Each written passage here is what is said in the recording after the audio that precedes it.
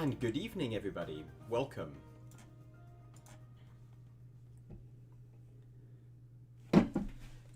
Welcome to this streaming session. We're going to be talking tonight about a topic that's been heavily requested by many people. I think, unfortunately, with the COVID times, there has been a lot of people laid off. There's a lot of people looking for jobs. There's also a lot of recruiters in our network who've been interested in the body language, but also the non-verbal aspects to influencing in online meetings. It's a hot topic at the moment. And just to give you a bit of context, we will be today talking about the first lens. I'm pointing to the wrong direction. It's over there, top left-hand corner. The influence lens out of the 8 lenses is the one that we're going to be talking about today. So influence communication is the topic most of you know Green Elephant from. And it's talking about the green, blue, red framework, which some of you know already very well. And we're going to be actually opening up the periodic table of communication, which has been a topic opened up on Tuesday night with a bit more depth and introducing what it actually is.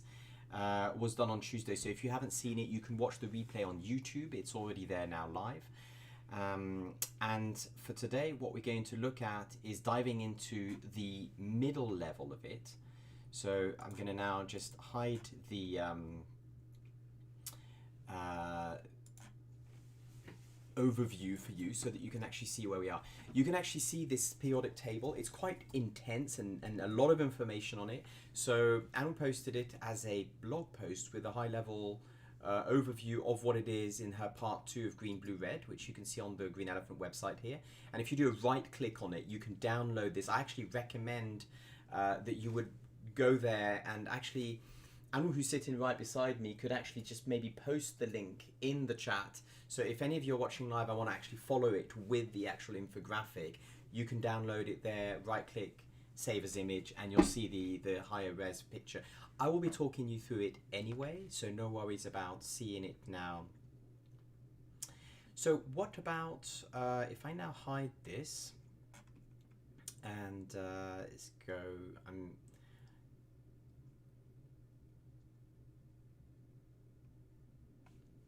there we go. So now we've got, tonight we're going to be talking about the middle level of this. So if I go into the actual details of it, I'm going to switch screens and we're going to be able to look at this with the actual periodic table I'm going to be zooming into here. So on the periodic table, those of you who watched it on Tuesday, you'll see that there's 3 levels. There's the verbal level, which is at the top here, the verbal communication. Then there is the non-verbal, and it's easy to confuse non-verbal with body language. Body language is just one small part of non-verbal communication. There's more to it than that. There's also the silence, the use of silences, the use of intonation, the use of rhythm, not just in your communication, but also in the rhythm over time of your communication. And of course, the timing of your communication also over time. So what we're focusing on today is that level 2, the non-verbal. What is the tone? What is the body saying? And it's something that we often overlook because it seems to be secondary to the words that you want to share, the text that you've prepared, your LinkedIn resume, which takes a lot of our attention usually. But it's worth remembering that, according to Albert Mehrabian, the researcher who'd been doing a lot of work on body language, and you can see more about that in the 3 levels video in YouTube that we have, only 7% of influence is coming through the spoken words. That means that 93% is really just body language, voice tone, speed, and rhythm. So that's a lot of percentage of impact for something that we tend to overlook. So that's why we're focusing on this tonight. And there is a lot of people out there who are afraid of that topic because it's a bit unknown. Therefore, I'll open this up with examples, stories. I've been both in the recruiting seats, so I've been an HR manager, and I've also been doing recruitment on behalf of other organizations, as well as actually being on the one being recruited. So, I've been in both hats in different cultures. So I'm going to be taking examples from my own work and in those 2 capacities, as a recruiter and as a participant. And they have both very different angles to that same topic of body language or non-verbal communication. So good evening, Ero. Good evening, Mari. Good evening, Odd. There are plenty of questions that you might have as you go along. Please add them into the chat. You can actually throw them in and I'll see them, and I'll do my best to pick them up and answer them as relevant. I won't necessarily see them immediately, so if I don't see immediately, just wave in there and I'll come back in a second. A bit of context about why it's often overlooked, the body language. When I was in my early career in France, I was working in the Éducation nationale, which is the French education system, as a teacher, and I remember the huge amount of importance that language teachers used to place on basically grammar. In France, when we teach language, which is perhaps one of the reasons why in France language is difficult, foreign language is different, is that we emphasize a lot the grammar and the verbal. But I did an interim job as a language teacher. I was teaching English to difficult students, teenagers. And I remember the first day there, when I was giving that bunch of 10 really difficult students, they were entirely resistant to the idea of learning, and they did not want to do any English, and they didn't see the point. The first thing I did was actually have an open ground for them to talk with us about why they would want to use English language. So in other words, being empathic about their need in the first place. And so that's what we call being green. Being green is this sort of part of the periodic table. It's about building trust, building empathy, connecting to the other person's thinking and needs. And the first thing I did is realize that A, they didn't really see the point of learning a language, and B, they didn't really understand the point of learning only the verbal. So I did an entire semester on just intonation and all the non-verbals with them. I basically took my djembe drum, an African drum, and I taught them English by just listening and re-expressing to language in terms of the melody. And often when we learn a foreign language, we tend to learn the words, but we forget all about that melody and intonation, which can actually speak more than the words you say. If you ever watched Pingu, that cartoon that's used for language teaching, you'll know exactly what I mean. There's no words and it's only melody, and you can know pretty much what's going on just from the melody. So remember that in an online conversation, the melody of your voice, even if you're not native, can really save you, and also can unfortunately communicate on your behalf the wrong message. So that's kind of why we're talking about body language, because now that the online is forcing us to be more behind a screen, that aspect of nonverbal becomes critical for us to understand. So let's now look at those different techniques of the body language and nonverbal communication. One of the things that I could start with is the base level behaviors of each color. If you look at this periodic table, if you've actually got it downloaded, number 21, which I'm zooming into here, is the typical blue. Now, blue, just as a reminder, blue is talking about oneself. This is not a personality model. This is about color coding your focus of attention as you communicate, and everybody uses all of those three colors. So your blue summary, if you like, the summary of your blue nonverbal is simply said expression. So what are you expressing? So it can be a very good example of that is your clothing, your overall appearance and loudness and expressivity. One of the things that's often overlooked in body language, because people tend to assume that body language is this, like you have to look at the hands crossed and all these little details. First myth that I wanted to dispel is that body language is not something that's singular, that you can analyze in one single way. You need to think about it more as a grammar than vocabulary. Vocabulary would mean that, often people say arms crossed is bad. Actually, if you're cold, that can be a very useful thing, and it's got nothing to do necessarily with being closed. Although often in body language books and blogs and posts on YouTube, they say, this means being closed. You've got to be really careful of analyzing body language just by looking at a single position. There's a whole field of study called micro expressions, which is looking at the tiny things that you do with your face, your body language position, and all those work together. And so you need to think of it more as a grammar of how they all work together than just looking at one single thing and analyzing it as such. So expression is really how do you put yourself into it, and there's two really universal things across any culture that you can use without any problem, both as a recruiter and as an interview, and that is eye contact. smiling. As humans, regardless of your language barrier, you can always make sure that you smile. And smiling is difficult to do when you're nervous, obviously. But as a recruiter, that is your job to make the other one relax. So if you're a recruiter and that you're stressed about the interview, it's going to be even harder for the person being recruited to smile and to actually relax into it as such. So practice smiling if you need to. If you're having a bad day and you need to smile, call a friend just before and make sure that your smile is ready, because smiling is one of the easiest way to just relax into being in a positive body language. And that sounds very basic and lame perhaps, but it is very powerful. It goes beyond a lot of those self-awareness things that eye contact and smile are very universal. All the other things about body language we're taught are often invisible. They're about the feet and the hands. Quite often they're not visible. So eyes, one of the things I wanted to share about eyes, which is a classic mistake. I'm now sitting behind a desktop computer. If I had a laptop, which is what a lot of people do, and the laptop is on the table, I'm going to be looking like down, and I'm going to be looking at a strange angle, which is going to make me have either a double chin or look in that awkward position that doesn't look natural, because you very rarely in an interview sit below somebody. So think of you have the control when you're in an online meeting of where the other person is, because that's the camera right there.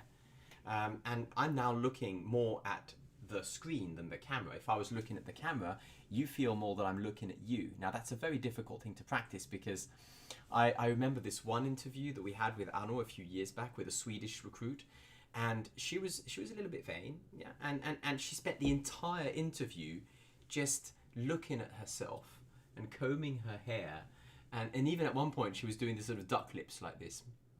And it was very, very disturbing first, because she clearly was not engaged in the conversation. She was entirely focused on herself throughout the whole interview. So that's the downside of being blue, focusing on oneself, which, at the intention levels, that could be a sign of focusing on your ego.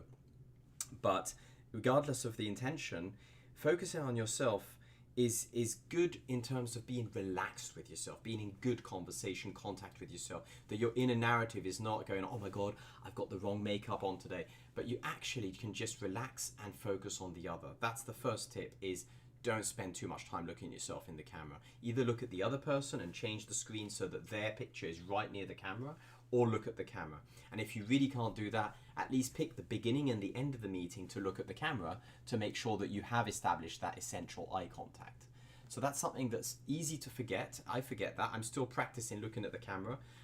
It's very difficult to do because it's not as natural. And if you've got two screens and that you're looking at them here, that's even worse, because you're really giving them the signal of not being focused. So one thing you can do is, if you have two screens like Anil has, you can actually voice that elephant in the room and say, look, yeah, I've got two screens.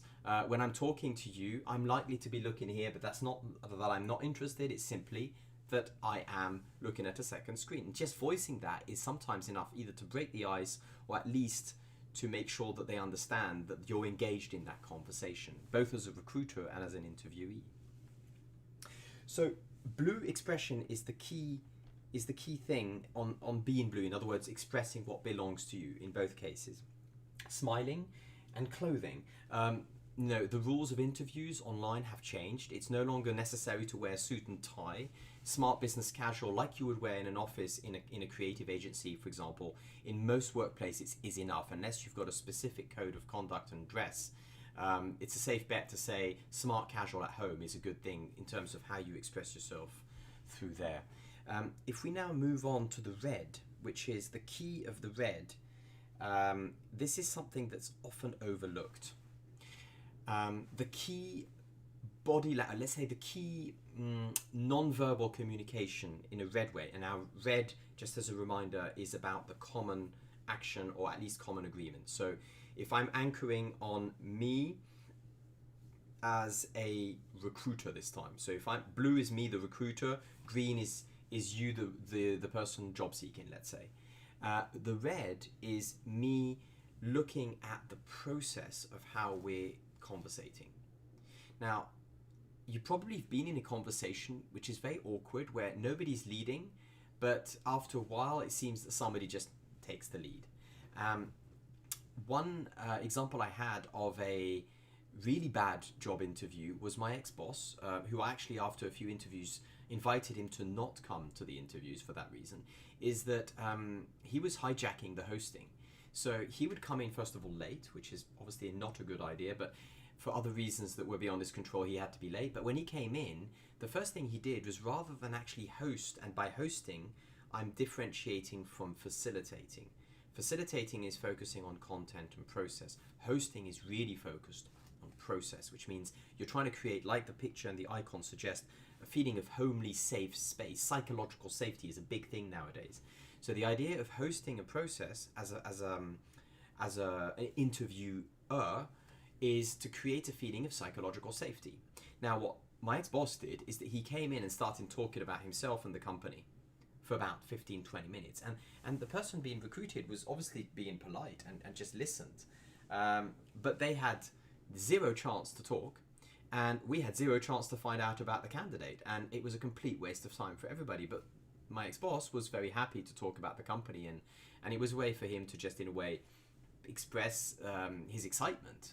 He wasn't doing it out of malevolence, but he was just wasting everybody's time. So as a recruiter, make sure that you have a process. And that leads me to the myth. The biggest myth about recruiting is that the person looking for a job, the job seeker, has a lot to prepare, and more to prepare than the recruiter. From my experience, it is way more work for the person actually hiring to prepare than the person going into a job interview. If you've got your CV together and you know what you want to do, you don't really need to prepare that much other than doing background research on the company you're looking to be hired in. However, as a recruiter, doing your homework means being green. It means having the presence to the other person. Presencing in Otto Scharmer's work at MIT, in the Presencing Institute, takes it a lot further than I'm going to suggest here. But presencing is being present to the other, going into taking a very deep interest in the other person without judging or trying to change any of that. So as a recruiter, I'm encouraging any of you out there who are doing recruiting to really take the time to do your homework. It's hard if you've got a list of about 20 people, but looking at their CV is not enough. You might want to look around at their social media profiles. You might want to understand a little bit more about why they're coming here. And if you at least don't have time to prepare that, to take a really deep interest in giving them space to open up some things without necessarily having your list of guided questions only, to give them some space to open things up and for some serendipity. So as a recruiter, it is a good idea in your body language to give that space and to use all of what we're going to talk about in a second, to give the person a sense of not only psychological safety, but to give them the scene, to give them the space to open up, because otherwise it's you talking and they don't have a chance to really show and shine about what they're wanting to do. So those are the three fundamental ones. Now, this is also something, when I'm opening these up and I'm going to be spelling them out in some very specific way, this is also very useful for people who are on the spectrum. For example, people who are slightly autistic. We've been coaching a lot of people with autism, and they often need things to be very clarified, very, very pragmatically and very concretely, what actually happens in communication, the rhythm, the timing. So some of these things might seem obvious to you, but take them for what they are for different cultures, and also because sometimes they're not as obvious for others. So let's start with one of the least obvious things, which is the use of silence.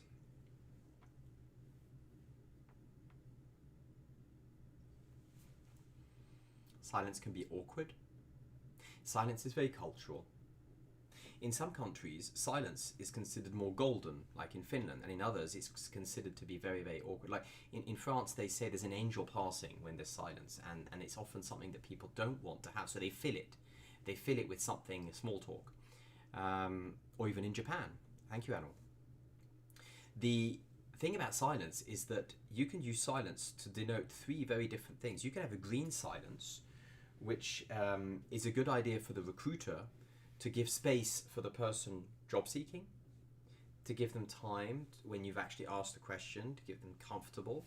But you can also use silence, if we think about it on a red level. Silence can be something that creates common action. A good example of that is sound issues. How many times have you started a Zoom or a Hangout meeting by saying, is the sound working? Is the sound working? And then the sound doesn't work, and then you have to fix the mic. And that is a red silence. The silence is not because of wanting to give the other one space. It's simply a technical issue, and it can also just be a huge annoyance. Thank you, Eero, for that example as well. The police interrogation is a very classic movie example of using red silence to get people to spill the beans. You know, you sit there and you look at them and you wait. So some people call it a pregnant silence. You just wait. And the person out of nervousness can... So nervousness can be a problem if you're not comfortable with silence. So if you are somebody who doesn't like silence, if you're from a culture that's very verbose, like the Latin cultures, then it's a good thing to practice just counting to 3 in your head, or 5 seconds, when you're tempted to jump in, and just let that silence be, because sometimes things happen in that silence that can be very beneficial. In the blue level, a blue silence, well, you can also use that to denote and show that you are really thinking about a question. So an example of that is, I'm being asked a question. Now I'm a job seeker, and the question is a really difficult question. It's like one of those unplanned questions that comes in, and what would you do if your boss turns in a banana suit? He's like, what? So instead of jumping in and going and coming up with a random answer, you can actually use blue silence, which is silence that you need, focused on yourself, blue silence, to actually show that you are taking that seriously and that you're really thinking about it. You can even voice that. You say, it's an interesting question. I need to think about it. And that's fine. You know, as an interviewer, I've many times seen people stumble upon a question. I'd rather them take a few seconds and think. Why? Because it gives me time to write things down and catch up on my note-taking. So silence, even as a person being interviewed, is not necessarily a bad thing. It can be really helpful for everybody to catch up with the conversation, because there's a lot of note-taking. So one topic is therefore silences. We've covered silences. Now, are there any questions so far about silences or the cultural use of silences? I can pick them up in a second. Now, one of the things about the body language I'd like to open up, and let's open up now this other myth, which is that you know, I hear this so many times. I've got books over there on body language that I've been studying for years, and one of the things in the books it always starts with is, do not take body language too literally. So, you know, somebody, like we said, might be hands crossed and they're cold. Somebody might be eye blinking, but actually it's because they have an eye problem. So always check your body language assumptions. So if you're making an assumption about one person's body language, it might just be for a different reason than you thought, and you can always voice that without obviously talking about the body language. But you can ask, it's like, are you feeling something, or is this clear to you? Or you can ask a question to check whatever you've made as an assumption. And for goodness sake, don't go straight into assuming the person's lying because they did this gesture that I saw in my book. And I've seen that happen a lot. With body language, little story about a French situation of recruitment that I saw. It's an example of red body language. So let's take body language here. There we go. Zooming in. Technique number 30. An example of red body language. Now, my mother was actually a recruiter interviewer for the French education, doing language teacher recruiting. So they were essentially interviewing the future English teachers of the French system of education. And she had a panel of about 40 so-called experts who are interviewers. And quite a few of them were guys, and they're in the coffee room in between the interviews, they were joking about their favorite occupation, which was to make the younger, more fragile candidates cry. And my mother was horrified. She absolutely hated that, and so she had to sort of actually fire those eventually. It was very hard to do in public service, but she had to find a way to fire them, because they were literally playing a game with their body language, and they would do all sorts of things, like they would intimidate by being too close. They would use their body language to, in a red way, influence the other person to break down, and all they were doing that for was purely for power play. Now, the reason I'm sharing this story is that it's easy to assume that when you go into an interview as a job seeker, the person opposite you is A, qualified, and B, has a good intention. In my experience, there's unfortunately most of the time when you're being recruited for a job, at least one of the people in the recruitment process, the other side of the table who's interviewing you, is absolutely clueless about how to run an interview, and all they have is possibly your CV that they read in a few minutes, and hopefully they've actually got one or two questions in their pocket. But often it's surprising to see that people use body language to just influence people without even realizing what they're doing. So what can you do about that? What can you do as an interviewee, as a person job seeking, about these things? Well, one way of using read body language in a positive way is if you're in a face-to-face, that's very easy. You can start to hold the door. You can, for example, if there's coffee being offered, you can offer to hold the coffee, and you can go to a service posture towards the others, and that generally, as a human being, works down in most cultures very well. But if you're not in a face-to-face, and if you're in an online meeting, what else can you do? Well, body language can be done in a way that you are using your position, how much your posture is compared to the screen, to influence the action. One of the things that you'll notice is that often, I mean, if I'm standing like that, first of all, it's not a very good sign of engagement, but also if I'm leaning forward, it can be a little bit too intimidating. So paying attention to your posture, how are you sitting and how are you interacting with the camera, can actually change the dynamics. For example, somebody's talking and you want them to speed up. You might gradually sort of stand up or sit up a little bit straighter and lean in a little bit into that. And you're going to be giving a sort of momentum to the conversation if you're trying to take a little bit more control of that conversation. So the body language, if we look at it and break it down, there's posture. Okay, so double chin, we talked about that. There's also the finger pointing. Now, finger pointing in most cultures is quite rude. Okay, so if you need to point at something and you can always point, but just practice pointing with your hands open, because your open palm is a universal sign of trust. Whether you're looking at Japanese or European or African, most of the time open palm is a positive thing, unless you're about to hit somebody.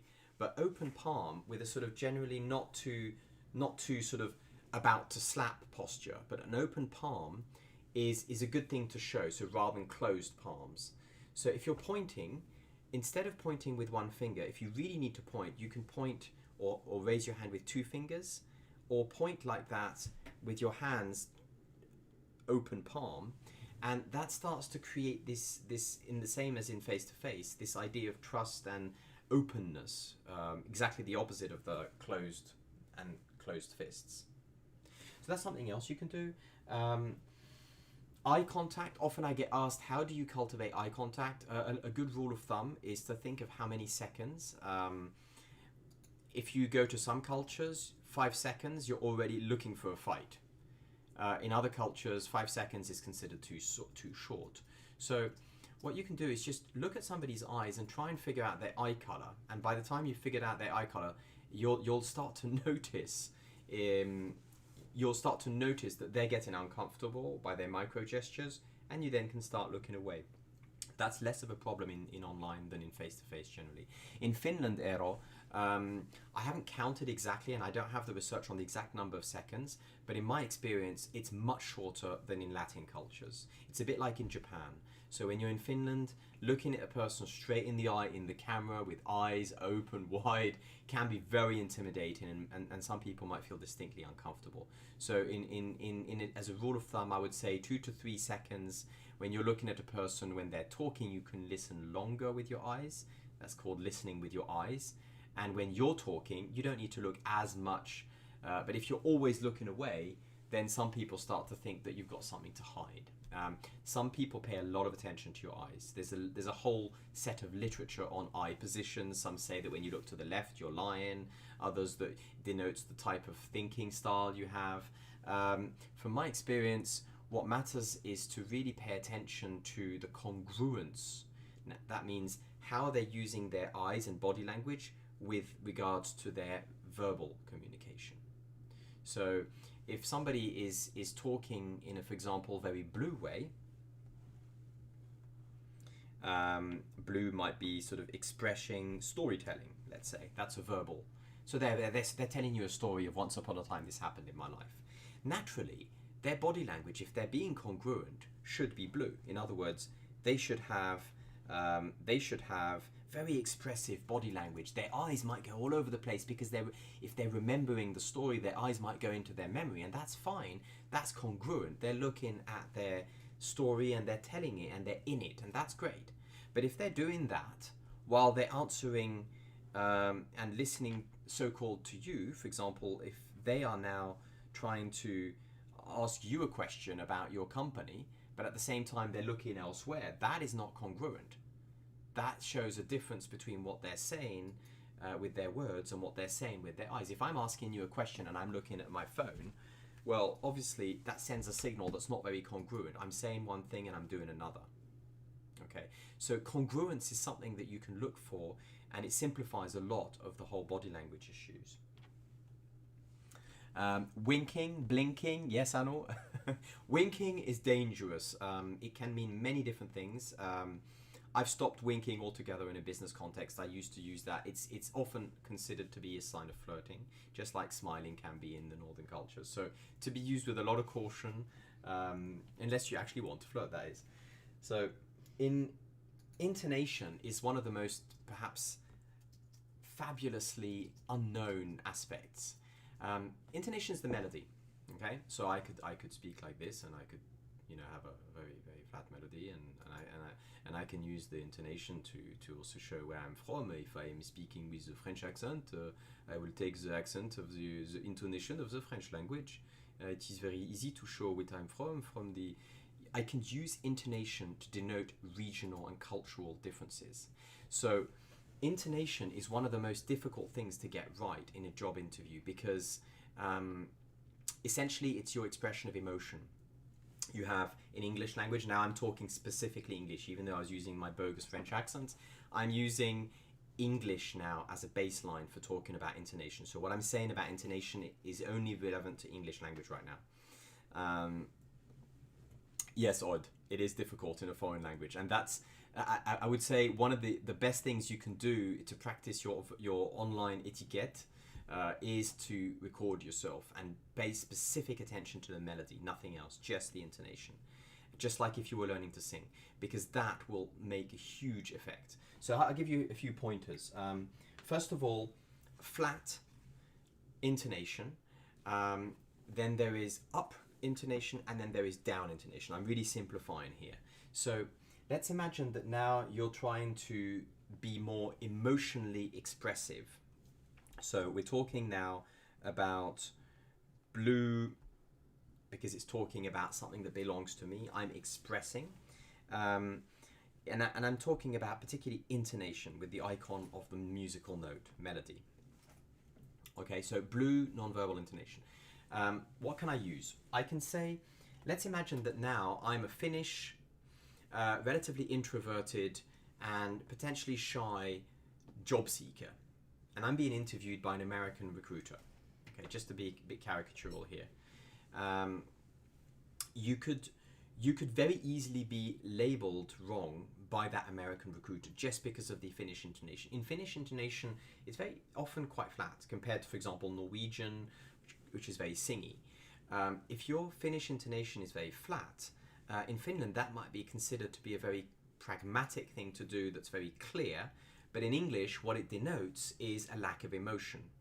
And if you're being asked a question like what is the most interesting part of this job that you're applying for, and you go, oh well, I'm very excited about the opportunities of designing the user experience in a very different and delightful way, that intonation is going to speak louder. 93% of your communication is your nonverbal. So, basically what you're saying is you're not interested. It doesn't matter what you say, you're saying you're not interested, even though that wasn't your intention. So one thing to keep in mind is that if you tend to have a very flat intonation, work on your upward melody, which creates the feeling of usually happy and positive emotions. So you finish a sentence going up, and even if it's not a question, you can keep your intonation going up, and it creates that feeling of more joyful mood. Now, what does upward intonation mean? It can mean a number of things. It can mean interest. It can mean surprise, really. It can mean happy, optimistic, but it can also mean sarcasm. The Brits often use sarcasm with upward voice, which is completely misunderstood in Asia. Asia, the concept of sarcasm is often not even known. So it's lost on that culture. So don't use intonation to denote sarcasm if at all possible, because that can easily backfire on you. So then, you can use the upwards to get more emotion. As a recruiter, if you're the one interviewing, for example, or if you're doing an interview or coaching session, you can use upwards intonation to give space and optimistic openness in your questions or statements and re-expressions to the people opposite you, to give them the feeling of interest and optimism. That's a really important one that you can use as well. On the other hand, if you are wanting to show the holding intonation, the flat holding, that's called holding a conversation. So in English language, often we have holding the floor, it's called. Holding the floor is that it's often used by managers or people in a position of authority.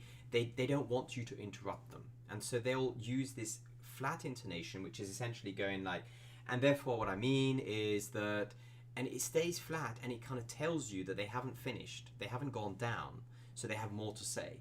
So you can use that flat intonation to keep the control of the conversation, but to be used with caution, because in some cases that can also show that you're undecided.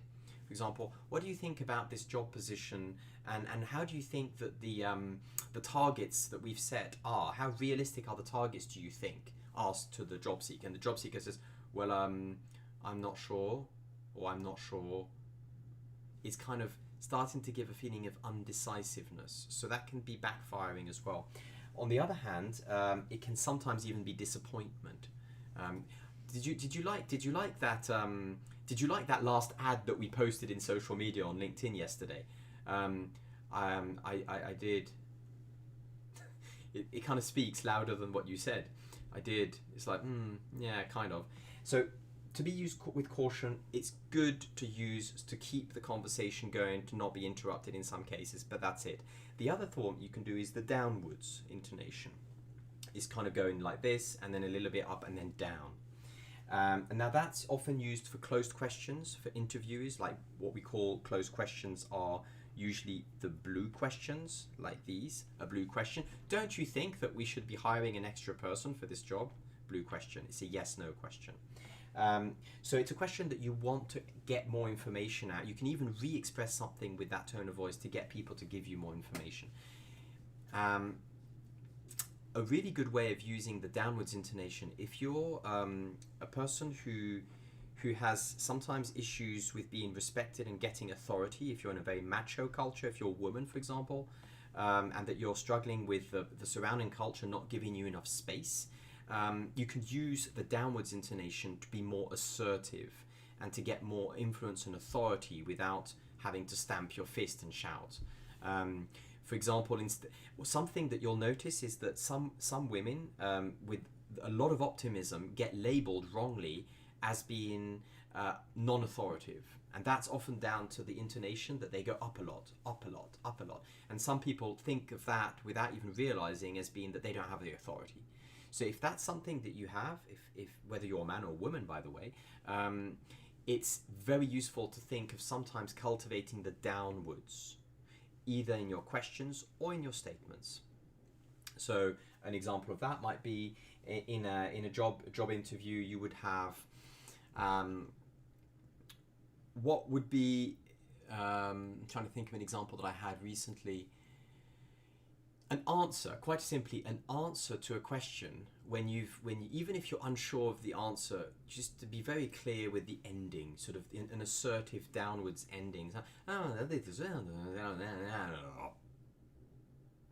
And that gives a nice closure which feels confident. So you can use the downwards intonation like that.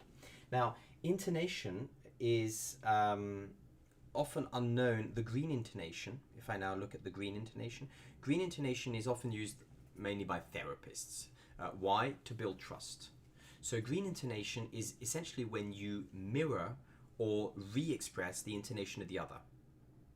So that's actually probably the most important thing that you can use as a recruiter, but it's also very good as a job seeker. Let's imagine that I'm now interviewing a Finnish person who's got a very flat tone of voice. I can get them to be more comfortable by also changing my intonation and reducing my singing and being more flat, so that by contrast they feel that their melody is more than mine. So I can use that to adapt my intonation to the other person. Inversely, if I am the interviewee, there has been an example recently that if you're a junior person and the person opposite is very senior and very scary, and that they have this deep voice and you're going like, oh, you can actually also adapt your intonation and even pitch to them and start to sort of lower your voice a little bit and slow down that intonation to fit a bit more like theirs. And what will happen unconsciously is that the other person, without realizing, will start to have and feel more trust towards you. That's nothing to do with manipulation. It's really down to neuroscience and how the mirror neurons work. There's a lot of things that happen in the brain that are unconscious, that when you start to mirror people without copying and parroting them, but with all of your body language, it's a good idea to start looking at re-expressing and mirroring the other, and that establishes a feeling. Think of a dance floor. If I take the body language, this icon tells it quite well, is that if you think of a dance floor where people are all, the best way to connect with somebody is not to make the fantastic move that nobody can do, is to actually just pick 3 people who are doing a similar move and start copying that move. You'll find that they will get more attention to you than if you start peacocking with amazing moves. So it's the same thing in a job interview. If you're wanting to establish rapport and connection, starting to find how they're working and how they're moving.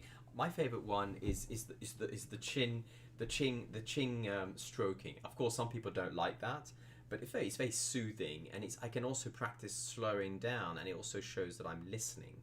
And I do that when a person is often like this, or like that, or with something touching their head. I might just use my stroking, and I'm kind of mirroring without copying what they're doing. Sometimes with a slight, 5 to 10 second delay, and they will often just feel more relaxed as a result. So you can use the mirroring of the body language. That's called green body language. Technique number 36. I'm going through these techniques really quickly. If you want to look at them in more depth, we have the whole videos on YouTube for that. But I'm just giving you examples in the recruiting context. So one little problem with the green body language is to be seen as condescending. If you, as either role, recruiter or job seeker, start to do that too much, some people might think that you're making fun of them. That has happened to me as well. I've been caught once or twice being so green that some people just get a bit uncomfortable, thinking, why are you doing what I'm doing?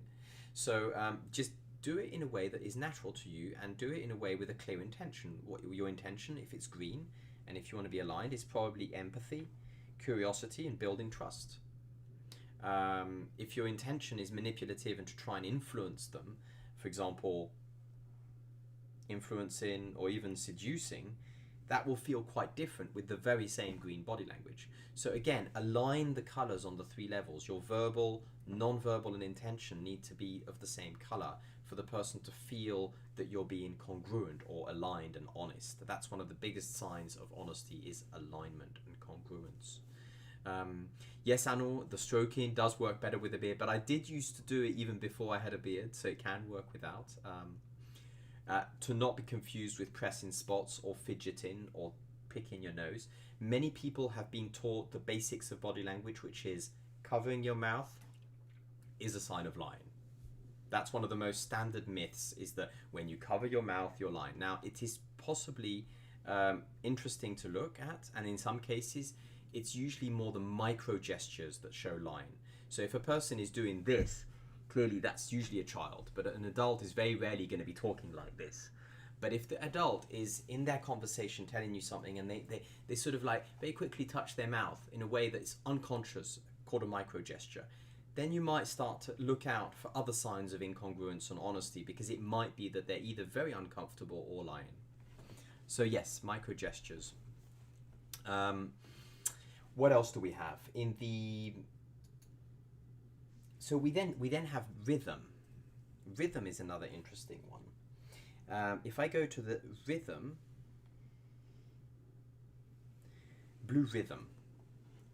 Now, rhythm in your this is mostly to do with your rhythm of conversation. One of the things that's very, very interesting is that everybody has a very different rhythm. You look at that in the street. We did a dance walk-in experiment to demonstrate flow last week, which is soon going to be taken off from YouTube. If you want to see it, it's going to be there for only a few more days. I'm going to have to take it off because of the music we used. But if you look at people's natural walking rhythm in the street, it's incredible how different they are. If you start BPM counting, you'll notice that there is a huge range of speed. And it's exactly the same in the conversation. Regardless of how smart a person is, how extroverted and expressive they are, people have just different rhythms. So ask yourself this question, is when you're in an interview as a job seeker, what rhythm are you taking? Are you going very fast because you're really nervous and you want to speak really fast because you don't want to show anybody that you're nervous? Or are you so nervous that you freeze? That rhythm talks a lot. So you can communicate a lot by the rhythm of your communication, the use of silences as we talked about, but also the rhythm. And as a thing that I wanted to put on the table for particularly for recruiters or interviewers and even coaches, is something that I've made several times a mistake with, which is the red rhythm. The icon is pause. Easiest way to think of that is interruptions. And I used to interrupt all the time in Finland before I understood the meaning that interruptions was given. Culturally, an interruption in some cultures is seen as a sign of enthusiasm or impatience. In other cultures, it's only impatience and disrespect. And it took me 2 years to figure that out. But in a job interview, that's very problematic. Because if I'm now interviewing a young candidate who's a little bit insecure and needing reassurance, and I'm interviewing them because I'm enthusiastic about their profile, I feel that I'm giving them like enthusiasm, and they start to close up because they feel that I'm not interested and I'm disrespecting them. And then I've literally cut them off in a way that they don't feel willing to actually continue. Anu, you were trying to communicate something? Do you want to read this? I don't know what this is. It's about rhythm. The same sentences, the different sentences. Actually, you could read that because you have a good idea of what you wanted to say. I don't know what you're trying to. What was it? You went past the rhythm, but this is. It was about rhythm. Yeah. Okay. Yeah. We can come back to that. Thank you. Yeah. So interruption. Well, that was an interruption. You see. You're welcome. Perfect example. So interruptions. If you are an interviewer and that you're interrupting, usually you're doing it for a good reason, because you're either impatient or you're enthusiastic or you just want to get the direction right, but often the receiving end from the job seeker is not so good. So be super careful of how much you interrupt, and particularly from a cultural perspective, as I spoke. So be aware of that one. That's a big warning one that I've paid high price for. I've actually recruited a person who was able to interrupt me more, and I was reading the signals wrong. It was eventually that person ended up being too much of an interrupter themselves, and they had problems. So I kind of did a wrong recruit because I was recruiting the person who was able to interrupt more than I was. So that was my bad as a recruiter. Timing is the last level. So timing, if I go to the blue timing, the non-verbal timing, sound clock. A friend of mine went for a job interview a few years ago for a very big job, very important job in a bank, and he was a bit nervous, like you would in a job interview, and unlucky, he got stuck in traffic and he arrived late. Now, when you arrive late, it's blue timing. It's the timing that belongs to you. It's not about the other. It's your time. You arrive in your own time, and you arrive late. It happens all the time. In an online interview, it's even harder to justify being late because you don't have to travel, but there is the tech issues. So one thing I would say in both cases is be aware of how much time it takes for you to set up, whatever the reason. It might be that you are, for example, having bandwidth internet problems, or it might be that your Bluetooth and whatever, it doesn't work. As a rule of thumb, assume that there will be a technical problem. It's almost guaranteed. So therefore, assume how long it takes for you to solve it. How good are you at solving problems? Give yourself the time for solving it before. Jump in before and try it out. And then you might even be surprised to find that there's a bit of that coffee talk that you usually miss in face-to-face that happens. A number of times I've had interviews online where the person is early and the other person's early, and they suddenly have a little chit-chat before the official start, which is great.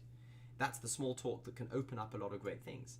So, for example, Zoom, yes, it might require download. If you don't have it, go before, download it and test it. Those are very obvious things. I'm not going to speak too much about the technical, the lighting and the sound issues because that's not my domain of expertise. But what I can say is that it looks really bad on both sides if you're not coming prepared. And if you come in just 2 minutes before, obviously there's going to be a problem that you can't plan, and then you start 5-10 minutes later and you are then in a blue timing, which sends a signal and it does communicate on your behalf. So timing like that, you can then, I have an example of red timing that was beautifully used by a recruit that I did a few years ago. She was actually a student at the time from Belgium, and she wanted to work in the agency I was hiring for. The thing that happened was that she had a grant from the Belgian government to get hired in the company, so it was zero cost for us, but we were so busy that we couldn't actually tackle the paperwork for the hiring. So I think it must have been 8 or 9 times that she just in the red timing, meaning that it was timing that she imposed on both parties, red timing. She used that again and again and again, coming back, and her intention was very clear. My intention is to fix your problem. That's red, by the way. Fixing problems is a red intention, number 47. So she was clearly saying, I'm here to fix your problem of not having enough money to hire the people and not having enough time. I'm here to make it easier for you. And she kept coming back, and I remember one day she even called to sidetrack from me and just wanted to speak directly to the CEO. And he was like, who is this person? I just like, it's the recruit and she wants to talk to you. And she got through, and he eventually said, okay, we'll just have an interview now. And we interviewed her, and she was one of the best candidates. So red timing doesn't have to be rude or bad. Sometimes if your red timing is done with a clear intention of helping to fix a problem with a process, like in her case, it was, I have a grant that makes it easier for you to hire compared to the other people who didn't have a grant. It was a very welcome thing. Persistence, yes, Anil, exactly.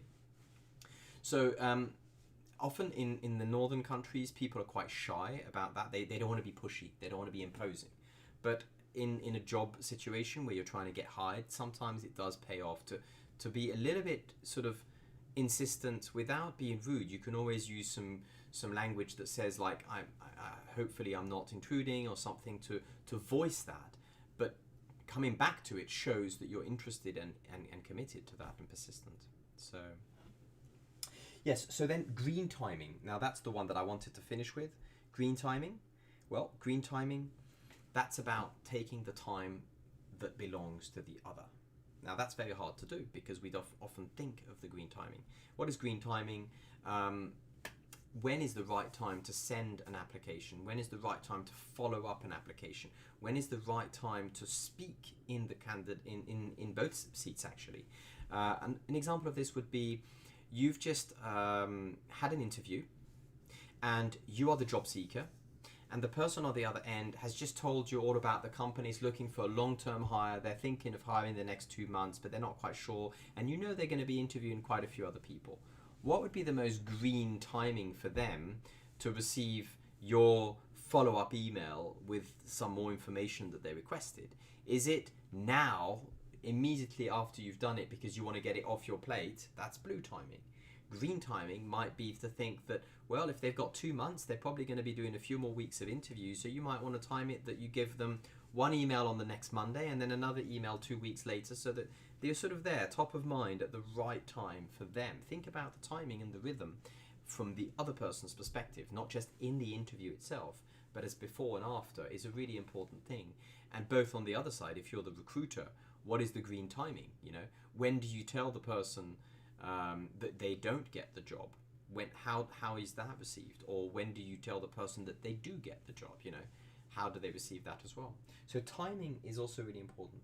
So we've covered, you know, silence, intonation, body language, rhythm, and timing, and those are the key elements of green focused on the other, blue focused on self, and red the common action induced by those different levels of non-verbal communication.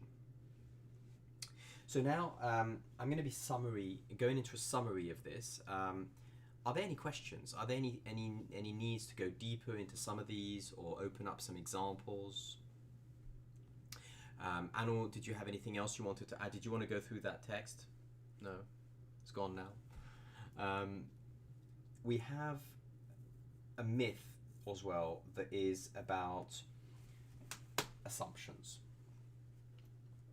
When we look at the whole of the shift that has happened with COVID, one of the good sides of that, I'm always interested in looking at the silver cloud lining. There is also a shift in people's level of intimacy online. So in the past, online meetings were very formal. You know, you'd sit there rigidly and you'd have to make a figure, and then afterwards I've done it, and then you go off and you get your cup of tea. Nowadays, it is much more acceptable to be casual, to be a little bit more relaxed. It would be a bit weird now to have a suit and tie. You can just wear a shirt, for example. There's little shifts like that due to and you're more and more seeing people's homes, and of course, you know, not having a completely untidy home, but having the possibility for people to see a bit of you, a bit of your personal from the background is a really good thing. And often people assume that they should make a clinical white screen background or green screen with a palm tree in the background or something. Actually, it's a very good thing to show a bit of you in a light way without sort of having, you know, your entire DVD collection on display, but you might have elements of yourself there that people might find interesting, and they might be a good conversation piece. And I would encourage those of you who are job seekers to even have at hand a few little objects that might tell stories that if you need to as props. I really liked, when I was recruiting people, hearing personal stories. The worst thing was people's giving me standard responses that they thought I wanted. So giving examples of your personal life. It might be that you have a particular, you know, this is something that, like, for example, that my sister did for me, and I'm colouring it in because it means this. I don't know, I'm just taking a random thing. Whatever it is that you might use as a prop will make you stand out as a candidate, and that will make you a bit more personal. Also, it will bring your blue body language into a more smiley and expressive state, which looks better on camera. So don't assume that you have to have this clinical, standard white background. It's very okay, as long as there's no major problems with your sound and picture and lighting, for you to actually have something a bit unique and personal in your Zoom. Human, Odd, absolutely, thank you. That was the word. I could have said one word. More human. Yeah.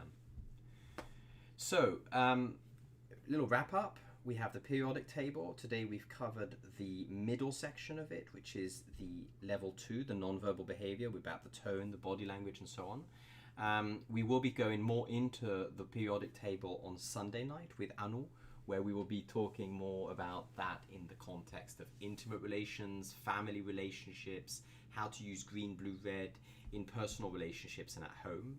And Anu's got plenty of stories, so I'm basically going to just open questions up and let her speak her stories. I think that's going to be the best strategy for our streaming on Sunday night.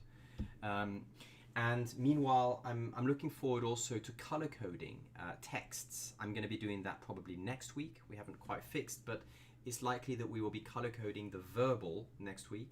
I might even take speeches, emails. So if any of you have an email, a speech, an ad, a piece of marketing comms, something written that you would like us to color code live, that is not confidential and is okay to color code.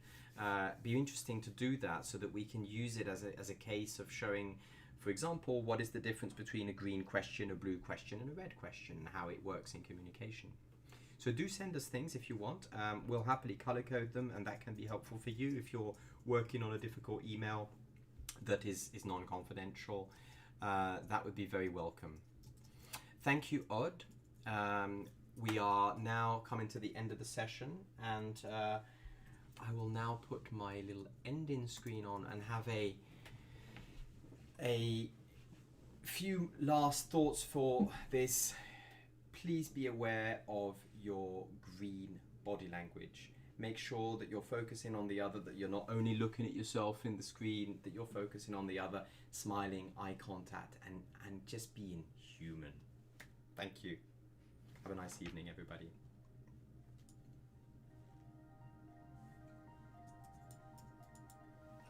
And if you have any key takeaways, do add them in there in the chat. I'm always interested to see what those key takeaways were.